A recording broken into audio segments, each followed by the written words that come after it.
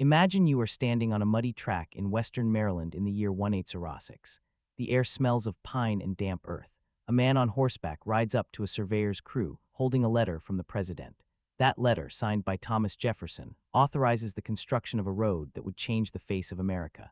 This is the story of the National Road, the most important road in U.S. history. It is a road that did not just connect 2 points on a map. It connected a young nation to its own future. Before the National Road, the United States was a collection of coastal states, hemmed in by the Appalachian Mountains. The land beyond those mountains, the vast interior stretching toward the Ohio River and the Mississippi, was a promise and a puzzle. Travel across the mountains was brutal. You could walk or ride a horse, or bump along terrible trails that turned to mud at the first rain. Heavy goods like flour, iron, or salt had to be carried on pack animals, each animal carrying maybe 200 pounds. A wagon could not get through the steep passes. The cost of shipping a ton of cargo from Philadelphia to Pittsburgh was about $300, which in today's money would be thousands. That cost choked trade and slowed settlement. People wanted to move west, but the journey was a nightmare of broken axles, lost livestock, and endless delays. The young government knew it had to do something. So in 1806, Congress passed an act to build a road from Cumberland, Maryland, to the Ohio River. The road would be paid for by the federal government. This was a radical idea. The Constitution said little about federal roads. Many argued that the states should build their own. But President Jefferson, a man who believed in a nation of farmers spread across the continent, signed the act anyway. He saw that a road was not just a luxury. It was a necessity for national unity. And so the National Road was born. The first surveyors set out in 1806. They had to cut a line across the wilderness. The road would follow a route that had been used by Native Americans for centuries and later by armies during the French and Indian War. It would cross the Allegheny Mountains, then drop down into the valleys of western Pennsylvania, then head toward the Ohio River at Wheeling, Virginia. The surveyors worked with chains and compasses, marking trees, hacking through underbrush. They faced storms, bears, and the constant threat of disease. They measured every mile, calculating grades that wagons could climb. A wagon could not handle a slope steeper than 5 degrees, so the surveyors had to find winding paths that kept the road gentle. They dug out hillsides, filled in ravines, and built low stone bridges over creeks. The work was slow and expensive. By 1811, the first section of the road was ready. It was a crushed stone surface, 20 feet wide, with a ditch on each side for drainage. This was a revolution in road building. Most roads in America at the time were just dirt tracks that turned to soup in spring. The National Road was built to last. The stones were laid in layers, with large rocks at the bottom and smaller gravel on top, then rolled flat. It was engineered to shed water. It was the first real highway in the United States. And when the road reached Wheeling in 1818, the celebration was huge. People lined the streets as the first stagecoach rolled in from Cumberland. The coach carried mail and passengers, and it had made the trip in just 4 days. Before the road, that journey took 2 weeks or more. The stagecoach brought news, goods, and people. It brought economic life to every town along the route. Suddenly, a farmer in Ohio could sell his wheat in Baltimore. A merchant in Baltimore could send cloth to St. Louis. The road was a freight line, a passenger line, and a telegraph line all in one. It was the information superhighway of the 1800s. But the National Road was not just about commerce. It was about people. Thousands of families packed their belongings into Conestoga wagons and followed the road west. Those wagons were like ships on land, with high curved sides to keep goods from spilling, and a white canvas top stretched over wooden hoops. A Conestoga wagon could carry 2 to 3 tons of cargo. It was pulled by 4 to 6 horses, or oxen. The driver walked alongside or sat on a board called the lazy board. Inside the wagon, families carried tools, seeds, furniture, pots, pans, beds, and a few treasured items like a clock or a Bible. They traveled at about 2 miles per hour. The road was rough in places, but it was far better than any alternative. Every day they passed other wagons, people on foot, drovers herding cattle or hogs, and stagecoaches racing past. The road was alive with noise, the creak of wheels, the crack of whips, the lowing of animals, and the shouts of drivers. Along the way there were taverns every 10 or 20 miles.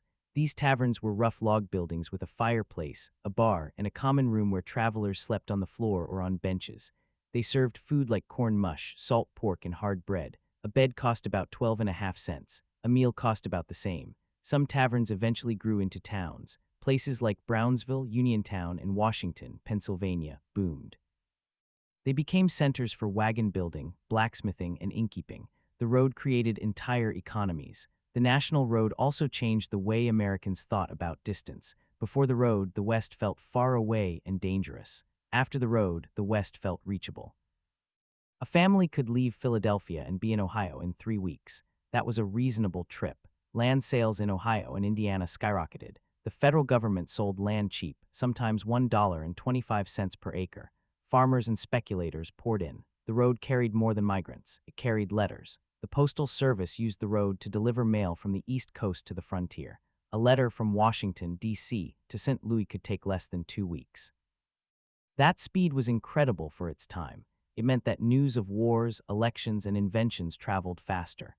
The road knit the nation together. It made the United States feel like one country, not a collection of separate states. But the road had a dark side. It was built across lands that had been taken from Native American nations through treaties and sometimes through violence. The road was part of a larger pattern of westward expansion that pushed tribes off their homelands. For every wagon of settlers heading west, there were native families being forced east or onto reservations. The national road was a symbol of progress for white Americans, but it was a symbol of loss for others. That tension ran through the entire history of the road. The road itself became a pathway for conflict. During the War of 1812, the road was used to move troops and supplies to the frontier. Later, during the 1830s, it was used by soldiers enforcing the Indian Removal Act, which forced tribes like the Cherokee to march to Oklahoma on the Trail of Tears. The national road was not a neutral piece of infrastructure. It was a tool of a nation expanding by force. Despite these hard truths, the road continued to grow. In the 1810s and 1830s, the federal government extended the road west from Wheeling to Columbus, Ohio, and then to Indianapolis, Indiana, and finally to Vandalia, Illinois in 1839. Vandalia was then the capital of Illinois. The road stretched over 600 miles. It was a massive achievement of public works. It cost the federal government about $7 million, which is over $150 million in modern money.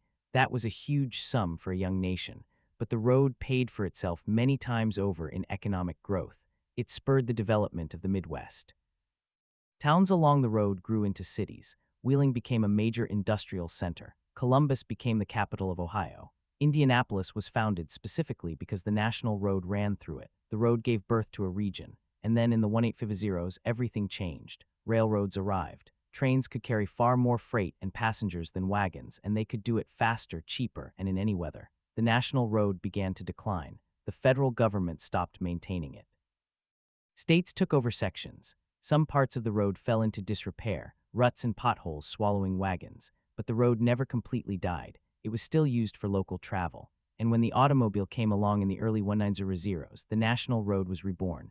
It became part of U.S. Route 40, one of the first transcontinental highways. Drivers in Model T Fords and later in sleek cars followed the same route that wagons had followed a century before. They stopped at diners and gas stations that replaced the old taverns. The ghost of the national road remained beneath the asphalt. So why is the national road the most important road in U.S. history? Because it was the first road built by the federal government for the good of the whole nation. It was the road that opened the West. It was the road that turned a coastal republic into a continental power. It was the road that carried millions of people, ideas, and goods across the mountains. It shaped the geography of America. The cities along its route still bear the stamp of its influence, and its legacy lives on in every highway that crosses the country today. The interstate highway system, which we now consider essential, was modeled on the idea of a national road network. The national road was the experiment that proved it could work. It was a bold, ambitious, and sometimes brutal project. It changed the United States forever. Now you might be wondering about the men who built the road. They were not famous generals or politicians. They were surveyors, laborers, and stonemasons, many of them Irish and German immigrants. They worked with pickaxes and shovels, with sledgehammers and crowbars. They lived in tents or crude cabins. They ate beans and bacon. They were paid about 75 cents a day. Their work was dangerous. Men were crushed by falling rocks, bitten by snakes, or killed by disease, but they kept building. They built stone bridges that still stand today, 2 centuries later. They cut through hillsides, leaving cuts that are still visible. They laid stones so carefully that the roadbed is still solid in places. These men were not building for glory. They were building for a paycheck and a future, but their work became the backbone of a nation. the road also changed the way Americans traveled. Before the national road, most travel was local. People rarely went more than 50 miles from home. The road made long-distance travel common. It created a new type of traveler, the tourist. Wealthy families from the East would take stagecoach tour along the national road to see the wonders of the West, like the Mammoth Cave in Kentucky or the natural salt springs in Indiana. These tourists wrote letters and diaries, spreading stories of the frontier. They helped create an American identity, a sense that the country was vast and beautiful. The road was not just a transportation route, it was a cultural artery. It carried songs, stories, and slang. It carried the new American language west. But perhaps the most remarkable thing about the National Road is that it was a government project. In the early 1800s, many Americans were suspicious of federal power. They believed that states and local communities should handle their own affairs. The National Road was a test of whether the federal government could do something that big and that expensive without corruption or failure. For the most part, it succeeded. The road was built on time, within budget, and with good quality. It showed that the government could work for the people. That idea, that the federal government can build infrastructure for the common good, is still debated today. The National Road was the first proof that it could be done. And so we come back to that muddy track in 1806. The surveyor reads the president's letter. He looks at the mountains ahead. He knows that the road will take years to build, that it will cost money and lives. But he also knows that it is the beginning of something huge. That road, the National Road, would become the spine of a growing nation. It would carry the hopes and hardships of millions. It would connect the Atlantic to the heart of the continent. It would be, in every sense, the most important road in U.S. history. And as we drive on our modern highways today, we are following in the ruts of those first wagons, on a road that helped make America what it is. The road reached its peak of stagecoach travel in the 1840s and 1850s. The Conestoga wagons that had carried freight gave way to sleek Concord coaches pulled by 4 or 6 horses. These stagecoaches were the Greyhound buses of their day. They carried passengers, mail, and light freight at speeds of about 5 to 8 miles per hour. A trip from Baltimore to St. Louis could take 10 to 14 days, depending on weather and road conditions. Passengers sat inside on leather seats, crammed together with strangers. The coaches bounced and swayed over ruts and stones. Dust seeped through every crack. In rain, mud splattered up from the wheels, but the stagecoaches kept rolling. They stopped every 10 to 15 miles at taverns and inns where passengers could stretch their legs, eat a meal, and sometimes sleep. These taverns became legendary. The National Road was lined with them. Places like the Fountain Inn in Hagerstown, the Mount Washington Tavern in Pennsylvania, and the Red Brick Tavern in Ohio. They offered food, drink, and a bed. A typical meal might be fried chicken, pork chops, potatoes, bread, and coffee. The cost was about 25 cents. The beds were often shared with strangers, but for travelers crossing the frontier, these inns were oases of comfort and company. Not everyone rode inside the stagecoach. Wealthier passengers paid extra for the inside. Poorer travelers sat on top with the driver, exposed to the elements. They called it riding the deck. It was cheaper but brutal in winter. Some travelers walked alongside the stagecoach to save money. The road was democratic in a harsh way. Everyone shared the same dust and mud, the same delays and breakdowns. When a wheel broke or a horse went lame, everyone helped. The road forced strangers to cooperate. It created a sense of shared experience that crossed social classes. The stories of those journeys filled diaries and letters from the era. One traveler wrote about stopping at a tavern where the landlord had a pet bear that stole food from the kitchen. Another described a stagecoach accident that left him stranded in a ditch for a night. These stories became part of American folklore. The taverns themselves were more than rest stops. They were centers of news and politics. Travelers brought newspapers from the East. Local farmers came to hear the latest from Washington or Europe. The taverns hosted debates, speeches, and even court sessions. In many small towns, the tavern was the only public building. It was where the community gathered. The National Road turned these taverns into nodes of a national conversation. Ideas spread along the road as fast as the horses could run. Abolitionists used the road to distribute pamphlets. Preachers carried sermons. Politicians traveled the road campaigning for office. The road was a conduit for democracy. But the glory days of the stagecoach did not last. The 1850s brought the iron horse. Railroads began to snake across the country. They were faster and could carry more. The Baltimore and Ohio Railroad reached the Ohio River in 1850. The National Road lost its monopoly on long-distance travel. Stagecoach lines closed. Taverns lost business. Many towns along the road stagnated while railroad towns boomed. The federal government stopped appropriating money for the road in the 183s rows, and maintenance fell to the states. Some states let the road decay. In Illinois, the section from Vandalia to the Mississippi River was never even completed. The road ended in Vandalia, a town that lost its status as state capital in 1839. The national road seemed to be fading into history. Then came the Civil War. The road suddenly became vital again. It was one of the few improved east-west routes in the border states. Union troops marched along it. Supplies moved along it. The road ran through Maryland, a slave state that stayed in the Union. It passed through Wheeling, which became the capital of the new state of West Virginia after it broke away from Virginia in 1863. Confederate forces sometimes raided near the road. In 1863, Confederate General John Hunt Morgan led a cavalry raid that crossed the National Road in Ohio. His men tore up telegraph lines and burned bridges, but the road itself was too well built to destroy. It survived the war. After the war, the road carried a new kind of traffic: freed slaves heading north looking for work and soldiers returning home.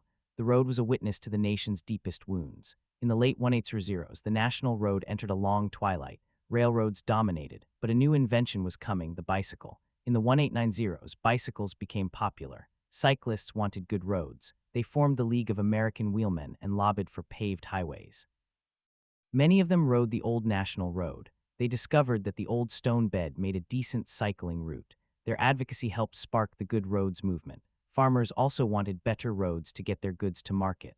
Slowly, the idea of a national highway network returned. In 1912, the Lincoln Highway was created as the first transcontinental auto road. It followed a different route, far to the north, but the National Road did not disappear. In 1926, when the U.S. numbered highway system was created, the old National Road became U.S. Route 40. A concrete ribbon was laid over the old stones. Gas stations, diners, and motels sprang up along it. The road was reborn. Now the automobile changed everything again. Families packed into Ford Model Ts and later into sleek Chevrolets. They drove for pleasure, not just necessity. The National Road became a tourist highway. Roadside attractions appeared. In Pennsylvania, there was the Flight 93 Memorial. In Ohio, the Warther Museum. In Indiana, the covered bridges. In Illinois, the old brick sections still visible. The road carried the Great Migration of the Dust Bowl in the 193s rows, displaced farmers from Oklahoma and Arkansas heading west. They drove beat-up cars loaded with belongings. They stopped at the same taverns that had hosted stagecoaches a century before. The road also carried soldiers during World War II, moving between bases. And after the war, it carried families moving to the suburbs. The National Road was part of the American dream. Get in your car and drive until you find a better life. Today, much of the old National Road has been bypassed by interstates. Interstate 70 parallels much of it, but the old road still exists. You can drive sections that are almost unchanged since the 193s rows. In Ohio, the road passes through small towns that have seen better days. In Maryland, stone bridges from the 180s still carry traffic. In Pennsylvania, the old toll house stands as a museum. In Illinois, you can still see the original brick pavement. The National Road is now a designated National Scenic Byway. People drive it to experience history. They stop at the same places where travelers stopped 200 years ago. They eat at diners that are the grandchildren of the old taverns. The road is still alive, but the road's legacy is not just physical. It is a story about what Americans can do when they work together. The National Road was a federal project at a time when the federal government was small and weak. It proved that a national infrastructure could be built. That lesson was not lost on later generations. The Transcontinental Railroad, the interstate highway system, and even the internet all owe something to the National Road. It was the first step in connecting a continent. It taught Americans that distance could be conquered. It taught them that a road is more than a path. It is a promise of movement, of freedom, of opportunity. Yet we must also remember the cost. The road was built on land stolen from native nations. It was used to enforce removal. It carried soldiers who killed and displaced. The road's history is not pure, but that makes it more important, not less, because the true story of America is not a simple tale of progress. It is a story of contradictions. The National Road embodies those contradictions. It was built by immigrants who were themselves often poor and despised. It was built by enslaved laborers in some sections. It carried both freedom seekers and slave catchers. It carried abolitionists and secessionists. It carried hope and despair. The road is a mirror of the nation. And so, if you ever drive along US Route 40 or even along an interstate that shadows it, remember that you are traveling on the most important road in American history. Look at the landscape. See the cuts through hills that were made by pickaxes. See the old stone culverts still draining water. See the town squares that were laid out exactly because the road passed through. And remember the people, the surveyors who mapped the wilderness, the laborers who broke the rocks, the stagecoach drivers who cursed the mud, the immigrants who walked beside their wagons, the families who left everything behind to start anew. Their stories are built into the road. The road is still there, waiting for you to drive it. And every mile you cover is a mile of history, still moving, still alive. And yet, for all the grand narratives of national unity and progress, the true soul of the national road lives in the small moments, in the stories of ordinary people who walked, rode, or drove its length. Consider the family of German immigrants who left the crowded tenements of Baltimore in 18 Watwo. They had heard that land in Ohio was cheap and abundant. They packed a handcart with a few tools, some seed corn, and a change of clothes. They set out on the national road, still under construction, with only the promise of a better future. They walked alongside the wagons of wealthier travelers, eating from the fields when they could, sleeping under the stars. In Pennsylvania, they passed the stone arch bridges that are still standing today. In Maryland, they crossed the Castleman River on a covered bridge that had just been built. They were not alone. Hundreds of thousands of families made that same journey in the decades before the railroad. They were the true builders of the American heartland. The road was their path, but their feet made it real. One of the most poignant stories of the national road comes from the 1840s, when the road was already fading from federal attention, but still carried a steady stream of migration. A woman named Nancy Hill, a widow from western Maryland, decided to move her 5 children to Illinois. She had heard that the land was cheap and that the road would take her all the way to Vandalia. She sold her small farm and bought a wagon and a team of oxen. She loaded the wagon with a bedstead, a cook stove, some flour and bacon, and her children. They set out in the spring of 1843. The road was muddy that year. Spring rains had turned the stone bed into a mess of ruts and mire. Many travelers were stuck for days. Nancy's oxen were strong, and she pushed on. In the evenings, she would stop at a tavern or at a farmhouse where the family would let her sleep in the barn. The children would help with chores in exchange for a meal. It took them 6 weeks to reach Vandalia. When they arrived, Nancy found a piece of land near the Kaskaskia River. She built a cabin with the help of neighbors she met on the road. Her children grew up to be farmers and teachers. The road had given them a second chance, but the road also carried sorrow. In the summer of 1854, a cholera epidemic swept through the towns along the national road. The disease traveled with the travelers. In Wheeling, the road was lined with makeshift hospitals. Bodies were buried in shallow graves along the roadside. The road became a path of death, yet people kept moving. They thought perhaps that the next town would be safe. The road was both a lifeline and a death sentence.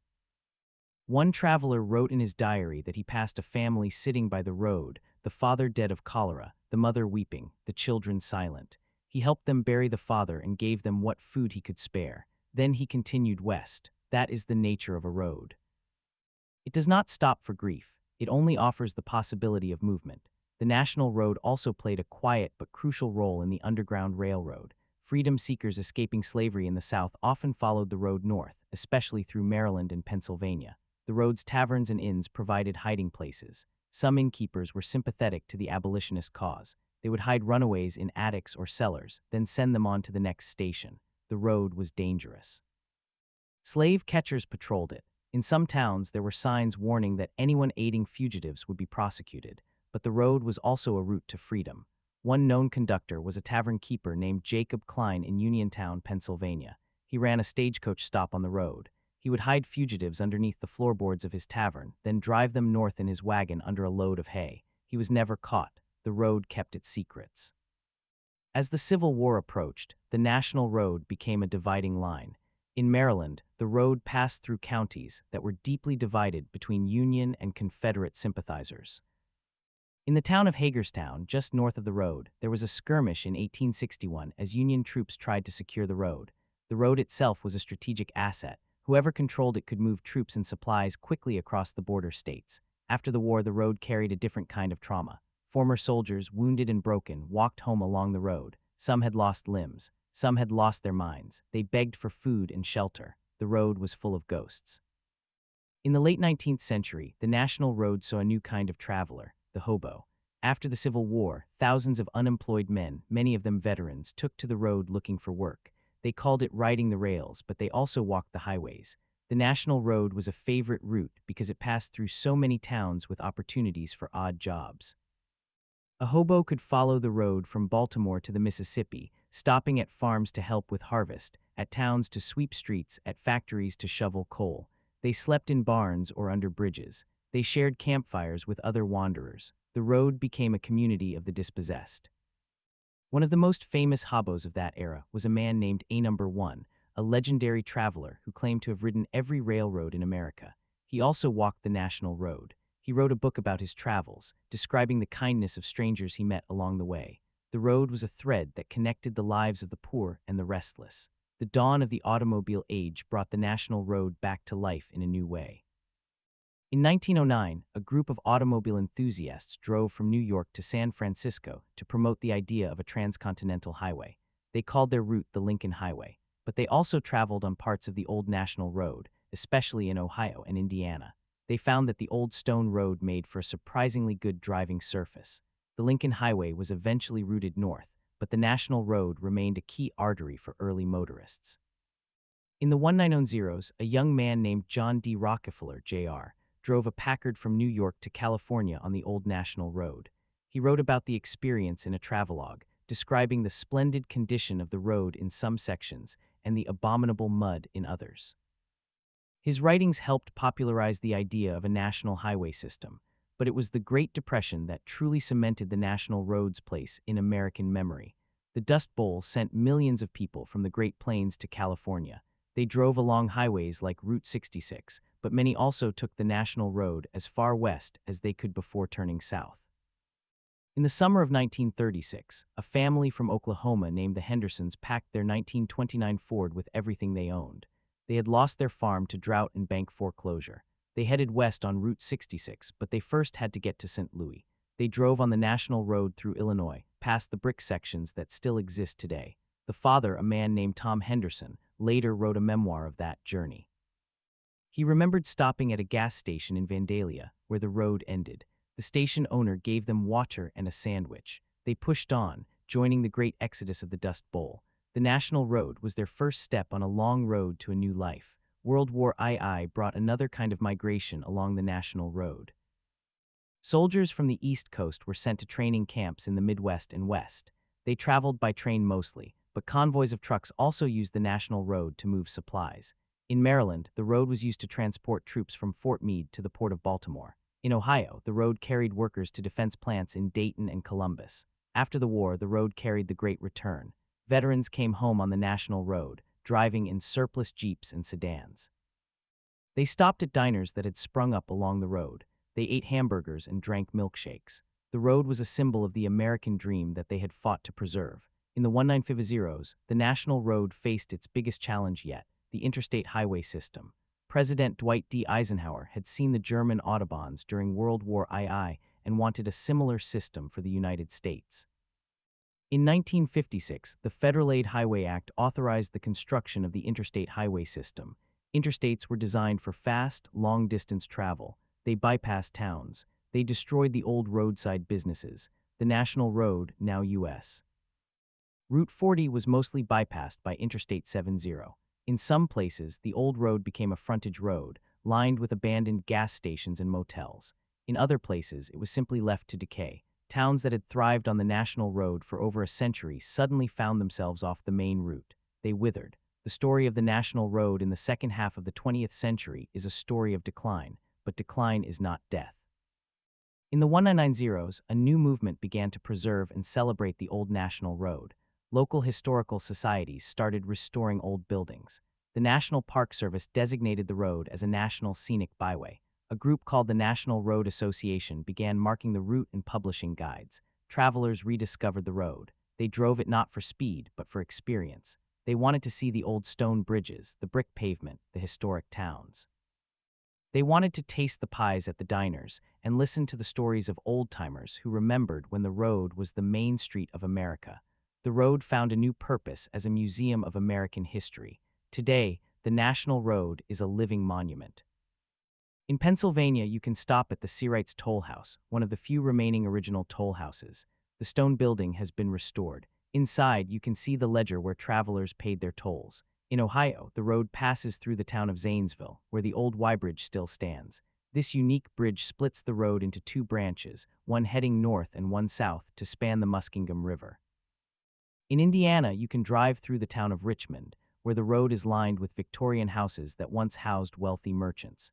In Illinois, the road becomes a peaceful country lane, with the original brick pavement still visible through the asphalt. You can pull over and touch the bricks. They are worn smooth by a century and a half of traffic. They are a tangible connection to the past. But the National Road is not just a collection of artifacts. It is a living road that still serves communities. People still live along it. They still drive to work on it. They still stop at the same gas stations that have been there since the 193s rose. In some towns, the road is still the main street. The National Road is a reminder that infrastructure is not just concrete and steel. It is the framework of our lives. It shapes where we live, where we work, who we meet. The road is a conversation across time. When you drive the National Road today, you are driving the same path as a stagecoach driver in 1830, a pioneer in 1840, a Civil War soldier in 1863, a hobo in 1890, a Dust Bowl refugee in 1936, and a family on vacation in 1955. The road connects all of them. It is a thread that runs through American history. And now, as we stand in the 21st century, the National Road faces new challenges and new opportunities. Climate change threatens to erode the old stone structures. Urban sprawl is consuming the open land along the route. Some sections are in poor repair, but there is also a growing interest in slow travel, in heritage tourism. People want to experience the road as it was. They want to see the story, not just speed past it.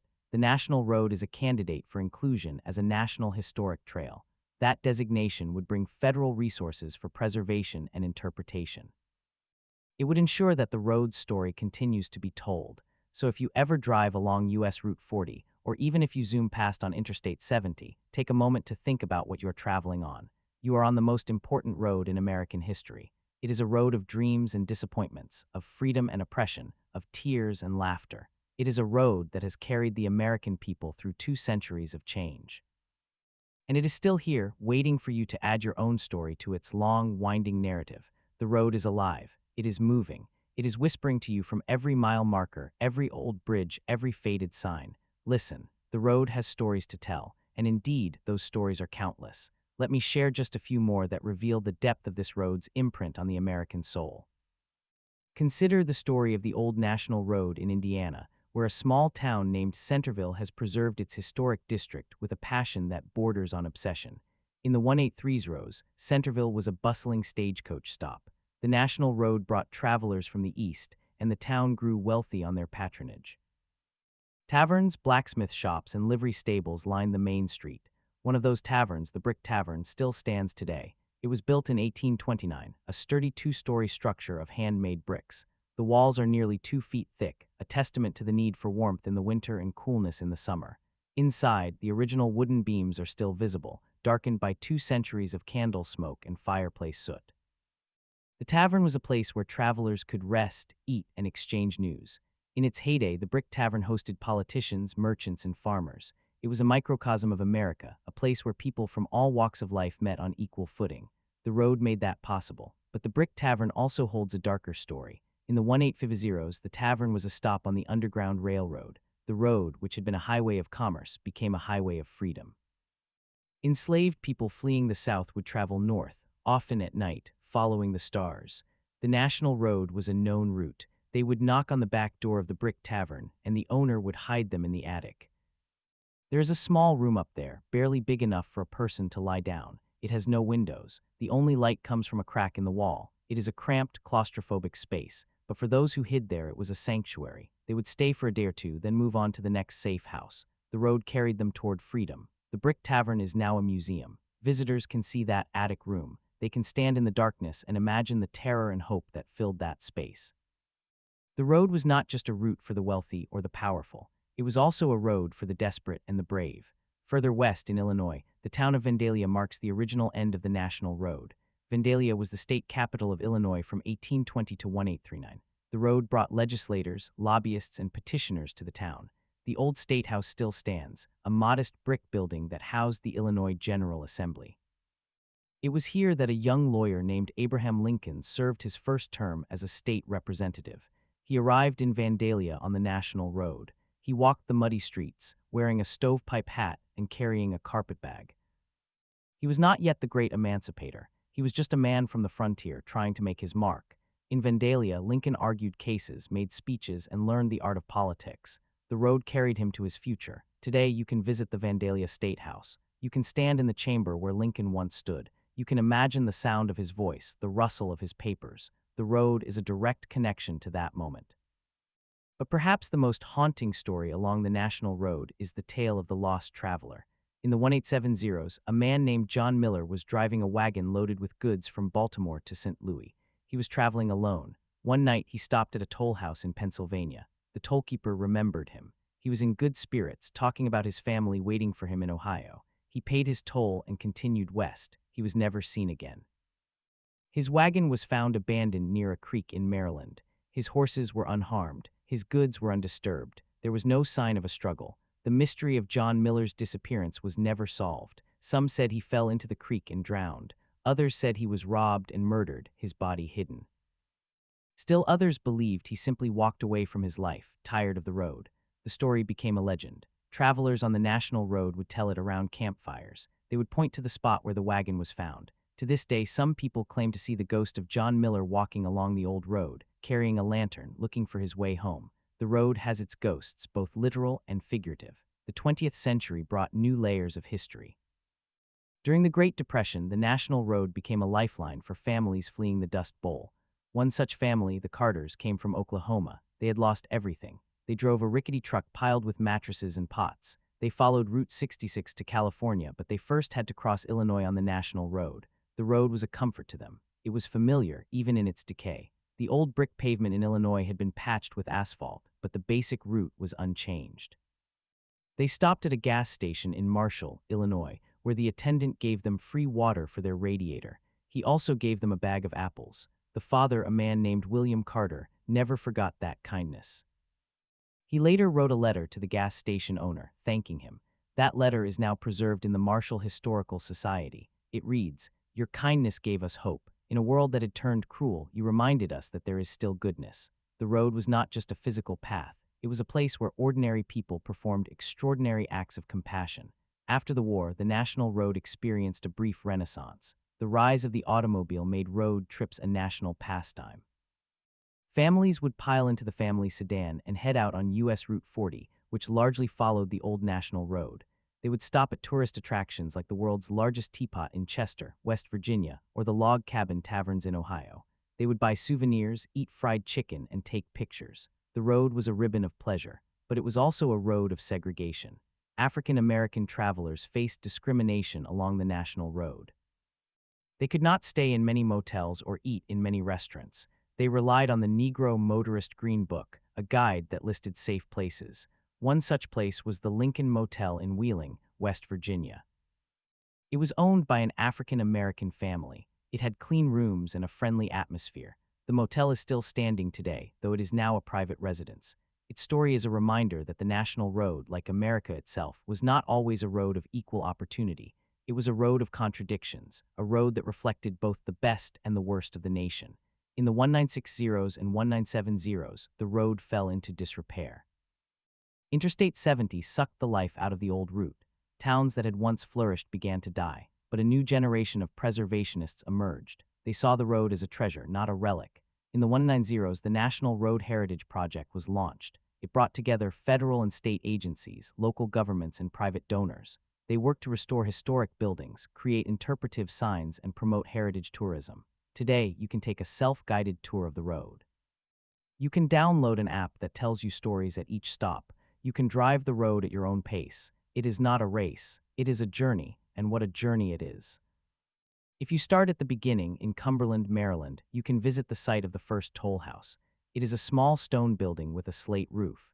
Inside, there is a replica of the original gate. You can raise and lower it yourself. It is a simple motion, but it connects you to every traveler who passed that way. As you drive west, you will cross the Castleman River on a stone arch bridge that dates to 1803. It is still in use.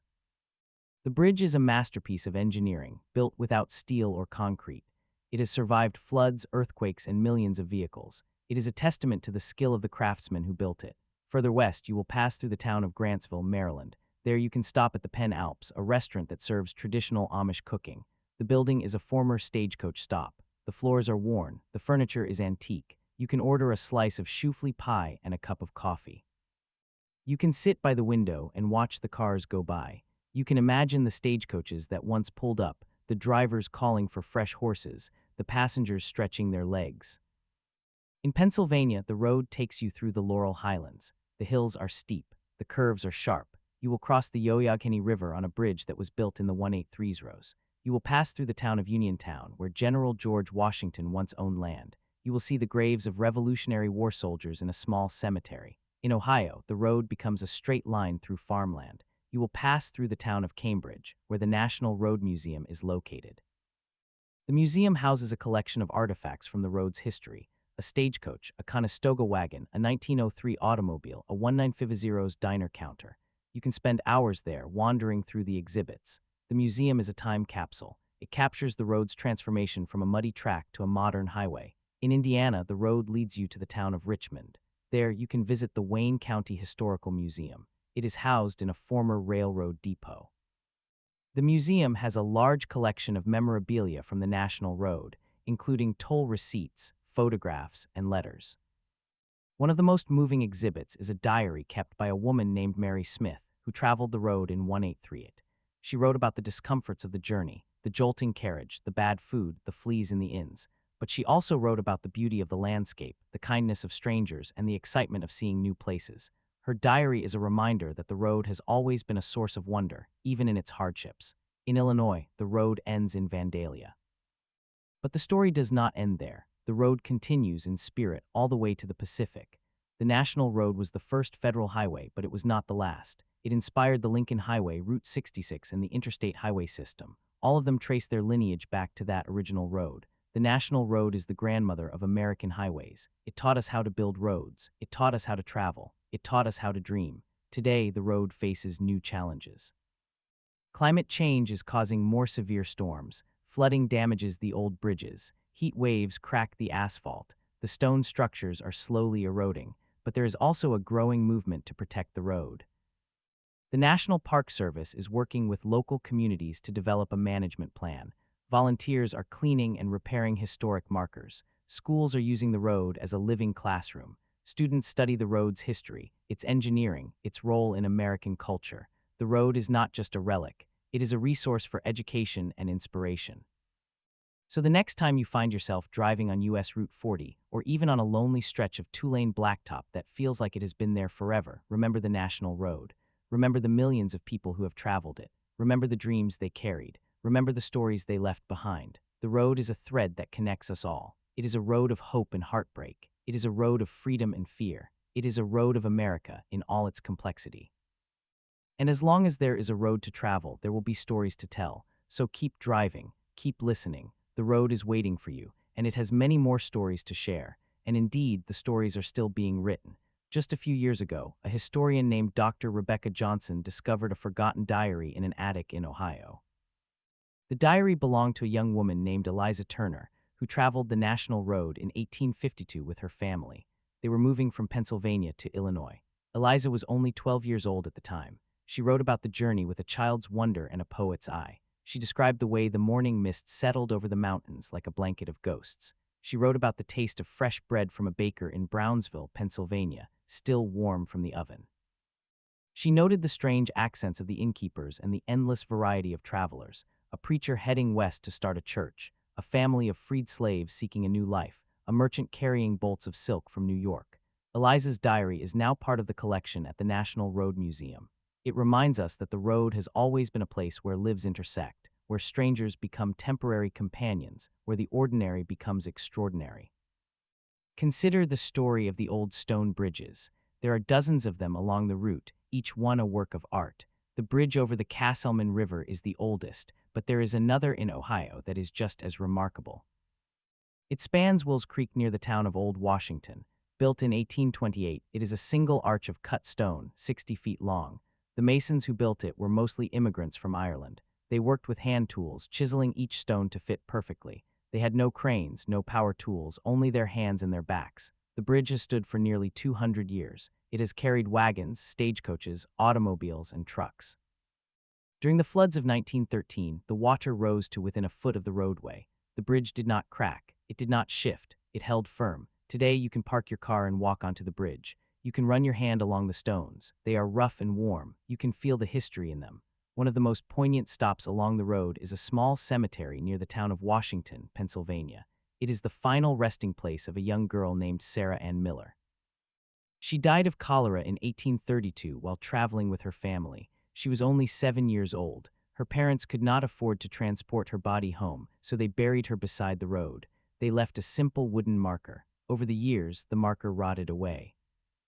The grave was forgotten. Then, in 1976, a local historian named Tom Campbell was researching old burial records. He found a reference to the grave. He walked the fields and used a metal detector to locate the site. He found remnants of the wooden marker. He raised funds to place a proper headstone. Every year on the anniversary of her death, a small group gathers at the grave. They lay flowers. They say a prayer. They remember a child who never reached her destination. The road also has its share of legends. There is the story of the ghost of the National Road, a woman in a white dress who appears near the old toll house in Cumberland. Locals say she is the spirit of a traveler who died in a stagecoach accident in 18 Furfiv.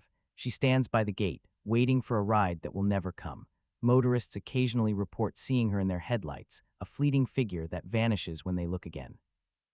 Whether you believe in ghosts or not, the story speaks to the road's power to haunt our imagination. It is a road of memory, of echoes, of lives that slipped away. In more recent times, the road has become a canvas for artists. In the town of Plainfield, Indiana, a mural covers the side of an old warehouse. It depicts a Conestoga wagon rolling through a field of corn. The artist, a local woman named Maria Gonzalez, spent 3 months painting it. She used the colors of the autumn harvest, gold, orange, brown. She included the faces of actual people from the town, their ancestors who had traveled the road. The mural is a community treasure. It is a reminder that the road is not just a historic artifact. It is a living part of the landscape. The National Road has also inspired writers. The poet Carl Sandburg wrote about it in his collection, The People, Yes. He called it the great road that went from the Potomac to the Mississippi, a road of dust and mud and hope. The novelist John Steinbeck mentioned the National Road in The Grapes of Wrath, though his characters traveled Route 66. But the spirit of the old road is there, the longing for a better life, the endurance of hardship, the bond between strangers. The National Road is the archetype, the original. In the 21st century, the road has found new life as a destination for cyclists. The National Road Bicycle Trail was established in 2008. It follows the historic route for 220 miles from Cumberland to Wheeling. Cyclists come from all over the world to ride it. They appreciate the gentle grades, the scenic views, and the sense of history. One cyclist, a retired schoolteacher from England named Peter Davies, wrote in a blog post, "I felt like I was pedaling through time. Every mile brought a new layer of the past." I stopped at a diner in Claysville, Pennsylvania, and the waitress told me her great-grandfather had run a stagecoach stop there. She showed me a photograph of him standing beside a team of horses. That moment, right there, was worth the whole trip. The road also continues to be a place of charity and kindness. In 2015, a young couple from California broke down on Route 40 near Cambridge, Ohio. They were driving an old van that had seen better days. They had little money. A local mechanic fixed their van for free, saying, "My grandfather used to do the same for travelers on this road. It's tradition." The couple later named their first child after the town, Cambridge. They tell the story to everyone they meet. All of these stories, from the grand to the intimate, are threads in the same tapestry. The National Road is more than a highway. It is a repository of human experience. It holds the laughter of children, the tears of mothers, the quiet prayers of weary travelers. It has seen the best of us and the worst of us. It has seen prosperity and depression, war and peace, hope and despair. Yet it endures. It remains a path through the heart of the nation. And so, as the sun sets over the western end of the road in Vandalia, Illinois, you can still find a sense of completion. The old State House stands there, a brick building with a white cupola. It was the last capital of Illinois before the seat of government moved to Springfield. Inside, you can see the desks where legislators debated the future of the state. In the back, there is a small museum room dedicated to the National Road. On the wall hangs a map showing the entire route from Cumberland to Vandalia. It is a simple thing, but it is powerful. You can trace the line with your finger. You can imagine all the journeys that line represents. The road does not end in Vandalia, of course. It ends everywhere. It ends in the memory of every person who has ever driven a car or ridden a horse or walked a dusty track. It ends in the stories we tell our children. It ends in the quiet moments when we find ourselves on a back road, the sun low in the sky, the wind in our hair, and we feel a connection to something larger than ourselves. So keep driving, keep listening. The road is waiting for you, and it has many more stories to share. The national road is not finished. It is still being built, one story at a time, by every traveler who passes along its way. And as long as there are roads, there will be stories. As long as there are stories, the road will live. And so, the road lives on, not merely as a ribbon of asphalt and stone, but as a living archive of the American spirit. Consider the volunteers who maintain the historic markers along the route. In the town of Zanesville, Ohio, a retired history teacher named Robert Mason spends his Saturdays cleaning the bronze plaques that commemorate the road's milestones. He polishes them with a soft cloth, reading the inscriptions aloud as he works. He knows the words by heart, but he says he never tires of them. "Every time I polish one," he told a local reporter, "I feel like I'm shining a light on the past. These plaques are the road's voice. If they get dirty, people stop reading them, and if people stop reading them, they forget." Robert is 73 years old. He plans to keep polishing until he cannot stand any longer. He has already trained his grandson to take over. That is the kind of devotion the National Road inspires. There is also the story of the annual wagon train. Every summer, a group of reenactors hitches up teams of horses and drives a line of Conestoga wagons along a 20-mile stretch of the road in Maryland. They wear period clothing. They cook over campfires. They sleep under the stars. The wagon train is not a tourist attraction in the usual sense. It is a living history lesson. Children who participate learn how to harness a horse, how to read the stars, how to repair a broken wheel. They learn the names of the old taverns, the sign of the green tree, the golden swan, the Indian queen. They learn that the road was not just a path but a world unto itself. A journalist who rode along for a day wrote, "The rhythm of the wagon is a kind of music. The creak of the wood, the jingle of the harness, the steady clop of hooves. For a few hours I was transported to another century. I understood what it meant to travel slowly, to mark time by the sun and the moon, to feel the road beneath you as a living thing. And then there are the quiet acts of remembrance that happen without fanfare. In a small church near Terre Haute, Indiana, the congregation holds an annual service called the Road of Remembrance. They open the doors and invite anyone who has traveled the national road to come and share a story. The stories are always different. One year, a man in his 80s stood up and told how he had hitchhiked along the road in 1946, just after the war, looking for work. He had no money, no food. A farmer picked him up, gave him a sandwich, and drove him 50 miles out of his way. "That man saved my life," the 80-year-old said, his voice breaking. "I never knew his name. But I have never forgotten his kindness." The church keeps a book of these stories, handwritten in a leather-bound journal. It is now 3 volumes thick. The National Road has also become a pilgrimage route for those seeking meaning. In 2019, a Buddhist monk walked the entire length of the road, from Cumberland to Vandalia. He carried only a walking stick and a bowl. He chanted sutras at every historic marker. He slept in fields and under bridges. He said he was seeking the heartbeat of America.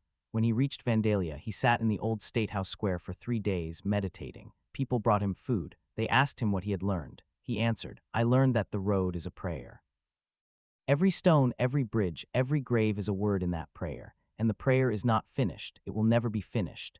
Perhaps that is the ultimate truth about the National Road. It is not a monument to the past, but a living road that still carries the hopes of travelers. Every day, someone sets out on it for the first time. Every day, someone reaches the end of their journey. The road absorbs their stories and adds them to its own. It grows richer with each passing mile, each passing year.